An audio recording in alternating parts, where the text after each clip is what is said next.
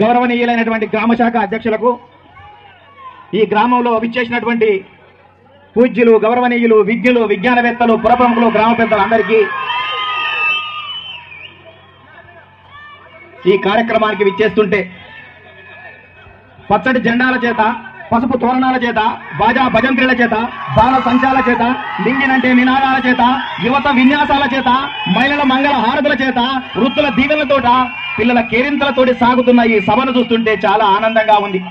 ఏమి జనం, ఏమి జనం! ఎటు చూసినా జనం, ఎటు చూపినా జనం, ఎటు మళ్ళినా జనం, ఎటు అల్లినా జనం, కనుచూపు మేర జనం, కనిపించే మేర జనం, ఆకాశం అంచుల వరకు జనం. ఇదే తెలుగుదేశ ప్రపంచం అని ఈ సందర్భంగా మీకు గుర్తు చేస్తున్నా. అందుకనే సోదరులారా, మీకు ఈ సందర్భంగా ఒక బంపర్ ఆఫర్ ఇస్తున్నా. 2 ఓట్లు వేయండి, ఇద్దరికి ముగ్గురుతో పని చేయించుకోండి అని ఈ సందర్భంగా పనిచేస్తున్నా. ఈ త్రిమూర్తులు ఇక్కడ ఉన్నారు, వీళ్ళు సేవ చేస్తారు. వైకాపాకు ఒక్కరికి ఓటు వేస్తే 100 మంది సేవ్ చేస్తారు. కాబట్టి మనం సేవ్ చేసే వాళ్ళని వెన్నుకోవాలి. అందుకనే వైకాపా నాయకులకు చెప్తున్నా, ఏసీ వేసుకుంటే ఎండాకాలం, స్వెటర్ వేసుకుంటే చలికాలం, గొడుగు పట్టుకుంటే వర్షాకాలం, ఆ వైకాపా జెండా పట్టుకుంటే పోయే కాలం అని ఈ సందర్భంగా మీకు అందరికీ గుర్తు చేస్తున్నా. 2019 ఎన్నికలు జరగంగానే మన అభ్యర్థి ఎరపతినేని సీనన్న ఓడిపోతే పారిపోతాడనుకున్నారు. రాజకీయాలలో కొందరు ఓడిపోగానే పారిపోతారు, కొందరు లొంగిపోతారు, కొందరు వంగిపోతారు. కానీ 5 సంవత్సరాలుగా జనం కోసం, జాతి కోసం, పేదల కోసం, బీదల కోసం, బడుగు జనం కోసం, పల్లె ప్రజల కోసం, అనగారిన జనాల కోసం ఇదే నియోజకవర్గంలో ఉన్నటువంటి నాయకుడు. అందుకనే ఓడిపోతే పారిపోవడానికి పరుగు పందెం కాదురా, నాది ప్రజాబంధమని నిరూపించిన నాయకుడు ఎరపతినేని సీనన్న. అందుకనే ఎరపతి, నీకు వెలిగింది ప్రజల హృదయాలలో పరపతి అని సందర్భంగా మీకు గుర్తు చేస్తున్నా.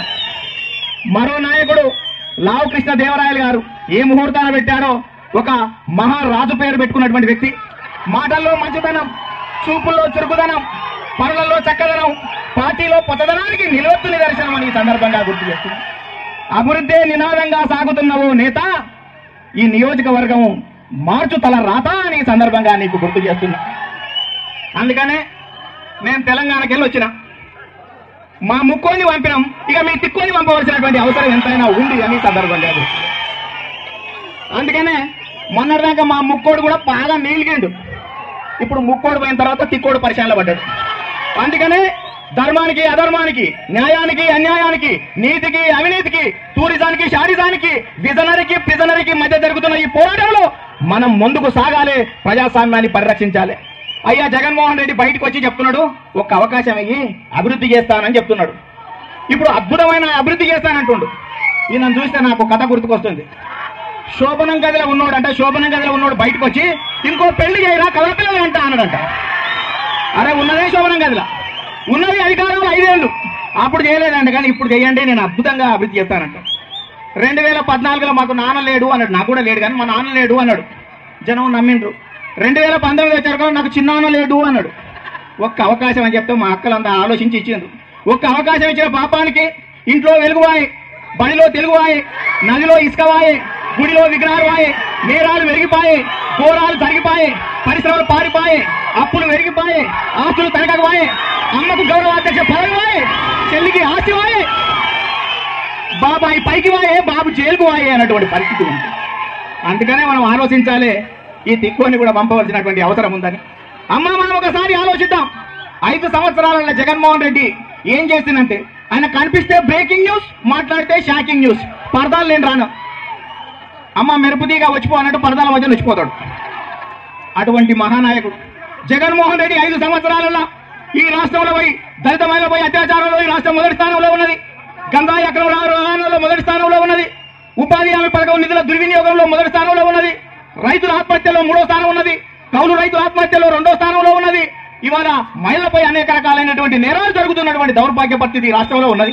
ఇది ఇట్లుంటే మీటింగ్ కాడికి వచ్చి నేను 130 సార్లు మీకు బటన్ నొక్కాను, నాకు ఒక్కసారి నొక్కరాదు అంటుండు. ఈయనేమో బటన్ నొక్కమని చెప్తుండు, ఆ అనంతపురం ఎంపీనేమో లైవ్లే బటన్ చెప్తున్నాడు ఆయన. ఇంత మహానాయకులు ఇప్పుడే వచ్చేటప్పుడు చెప్తుండు, ఆడదాం ఆంధ్ర అని పెడితే అంబటి రాంబాబు ఏమో గంట ఆడదాం అంటాడు, అవంతి శ్రీనివాసం అర్ధగంట చాలంటాడు. అందుకనే వీళ్ళ గురించి మనం ఆలోచించాలని ఈ సందర్భంగా గుర్తు చేస్తున్నాం. అందుకనే ఈ 5 సంవత్సరాలు జగన్మోహన్ రెడ్డి పాదయాత్ర చేసినప్పుడు ఏం చేసిండక్క, నెత్తుల చేతులు పెట్టిండు, నుదుటికి ముద్దులు పెట్టిండు, చెంపకు చెంపలు పెట్టిండు, దవడ గంధం పెట్టిండు, ఈపుల చేతులు పెట్టిండు, అధికారులకు రాగానే నెత్తిన టోపీ పెట్టిండా లేదా అని అడుగుతుంది. అయ్యా జగన్మోహన్ రెడ్డి మొన్న ప్రెస్ మీట్ పెట్టి 99.5% నేను హామీలు అమలు చేసిన అంటుండు. అరే ఓ సన్నాసి, నీ హామీలు 730 హామీలు ఇచ్చినావు, 85% హామీలు అమలు కాలే. 2,30,000 ఉద్యోగాలు ఇస్తానన్నాడు, ఇయ్యలే. 1,40,000 బ్యాక్లాగ్ పోస్టులు భర్తీ చేస్తానని వేయలే. మెగా డిఎస్సీ వేయలే. కాంట్రాక్ట్ వాడిని పర్మనెంట్ వేయలే. జూన్ 1వ తేదీనే జాబ్ క్యాలెండర్ ఇస్తానన్నాడు, ఇయ్యలే. నిరుద్యోగ యువత కాంట్రాక్ట్ వాళ్ళని ఇస్తానని చట్టం తెస్తానని వేయలే. కొలువులు ఇయ్యలే. బ్యాక్లాగ్ పోస్టులు భర్తీ చేయలే. నిరుద్యోగులకు ఉద్యోగాలు ఇయ్యలే. సిపిఎస్ రద్దు కాలే. మద్యపానం అమలు కాలే.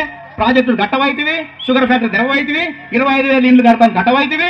ఇవాళ ఇటువంటి మాటలు చెప్పినటువంటి జగన్మోహన్ రెడ్డి నాకు అత్యధిక ఎంపీలు ఇవ్వండి, ప్రత్యేక హోదా తెస్తా, ప్రత్యేక చట్టం తెస్తా, వెనుకబడిన జిల్లాలకు నిధులు తెస్తా, రైల్వే జోన్లు తెస్తా, గుజరాత్ పట్టణానికి పోర్టు తెస్తా, కడపకు ఉక్కు ఫ్యాక్టరీ తెస్తానని చెప్పినటువంటి వ్యక్తి జగన్మోహన్ రెడ్డి అని ఈ సందర్భంగా గుర్తు చేస్తూ, ఈ జగన్మోహన్ రెడ్డి వీటితో పాటు నేను ఏవి కూడా ఛార్జీలు పెంచాలని చెప్పిండు. ఫ్యాన్ వేసుకున్న పాపానికి, ఫ్యాన్కు ఓటేసిన పాపానికి ఫ్యాన్ వేసుకునే పరిస్థితి రాష్ట్రంలో లేదు.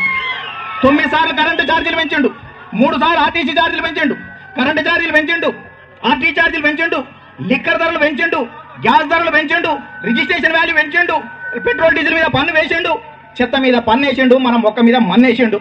ఇటువంటి పరిస్థితుల్లో ఈ సకమైన పరిపాలనకు 40 మంది అంట సలహాదారులు, సజ్జలు, జొన్నలు, రాగులు అన్ని చాలా ఉన్నటువంటి పరిస్థితి.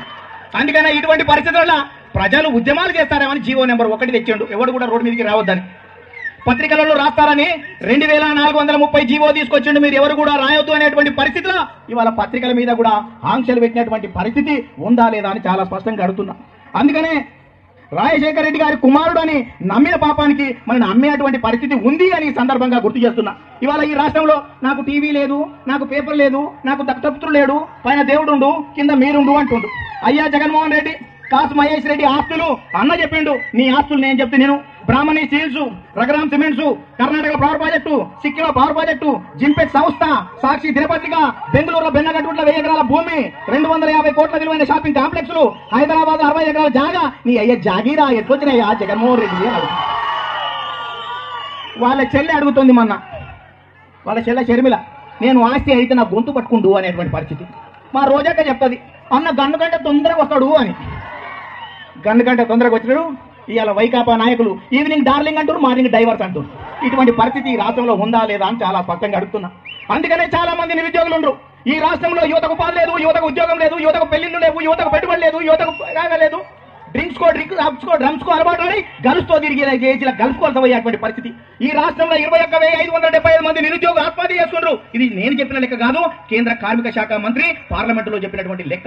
2019లో 4% ఉన్నటువంటి నిరుద్యోగ శాతం ఇవాళ 6.6% పెరిగింది. చంద్రబాబు నాయుడు గారు ముఖ్యమంత్రిగా ఉన్నప్పుడు 2 డిఎస్సీ వేసి 18,000 ఉద్యోగాలు ఇస్తే ఒక్క డిఎస్సీ కూడా వేయలే. ఇప్పుడు దగా డిఎస్సీ మొదలు పెట్టేటువంటి పరిస్థితి ఉంది. చంద్రబాబు నాయుడు గారు గతంలో ముఖ్యమంత్రిగా ఉన్నప్పుడు ఈ రాష్ట్రంలో 4,30,000 మందికి 2,000 రూపాయల నిరుద్యోగ భృతి ఇస్తే దాన్ని తీసేసినటువంటి చరిత్ర ఇవాళ జగన్మోహన్ రెడ్డి దాని సందర్భంగా మనం చేస్తున్నా. 2,40,000 మందికి స్కిల్ డెవలప్మెంట్ లో ట్రైనింగ్ ఇచ్చి 64,000 మందికి ఉద్యోగాలు ఇస్తే అవినీతి జరిగిందని చంద్రబాబును జైలు వేసేటువంటి పరిస్థితుల ఇవాళ చంద్రబాబు నాయుడు గారు గతంలో ముఖ్యమంత్రిగా ఉన్నప్పుడు 39,450 కంపెనీలు వచ్చాయి, 5,13,351 ఉద్యోగాలు వచ్చాయని అసెంబ్లీలోనే మేకపాటి గౌతమ్ రెడ్డి స్పష్టంగా చెప్పాడు.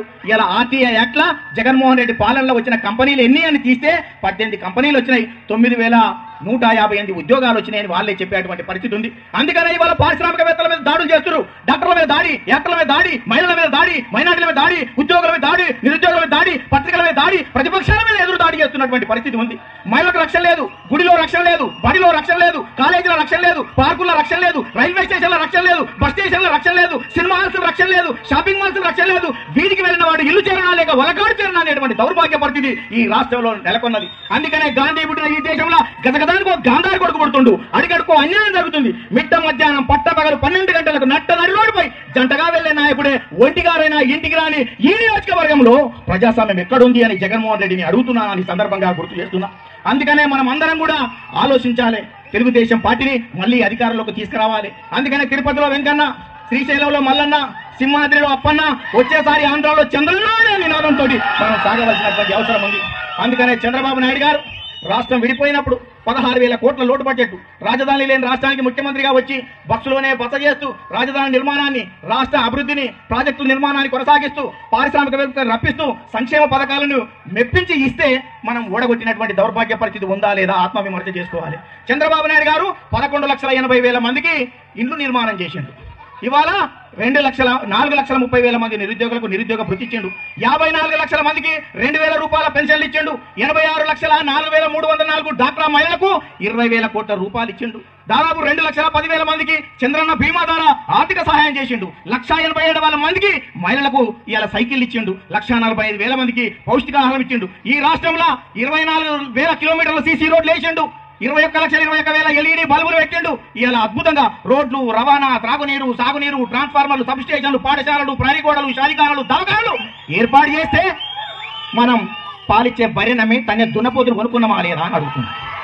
అందుకనే ఈసారి కూడా గాడుదలకు గడ్డేసి ఆవులకు పాలు వెండొద్దు అని ఈ అద్భుతమైనటువంటి నాయకులని గెలిపించి దేవుని దయ వల్ల కేంద్రంలో, రాష్ట్రంలో 2 మంత్రులు అయితే మరింత బాగుంటుందని ఈ సందర్భంగా గుర్తు చేస్తూ, ఎన్నో మీటింగ్లకి నియోజకవర్గాలకు వస్తా కాబట్టి ఇప్పటికి కాలాతీతం అవుతుంది కాబట్టి పూజ్యులు, గౌరవనీయులు, విజ్ఞులు, విజ్ఞానవేత్తలు, దేశభక్తులు, పురప్రముఖులు, గ్రామ పెద్దలు, యువకులు, మర్యాదస్తులు, శాంతిమూర్తులు మీరు ఒక్కసారి అఖండ మెజార్టీతోటి గెలిపించి ఈ వైకాపా పార్టీని ఈ గడ్డ నుంచి పారదోలవలసినటువంటి అవసరం ఉంది అని విజ్ఞప్తి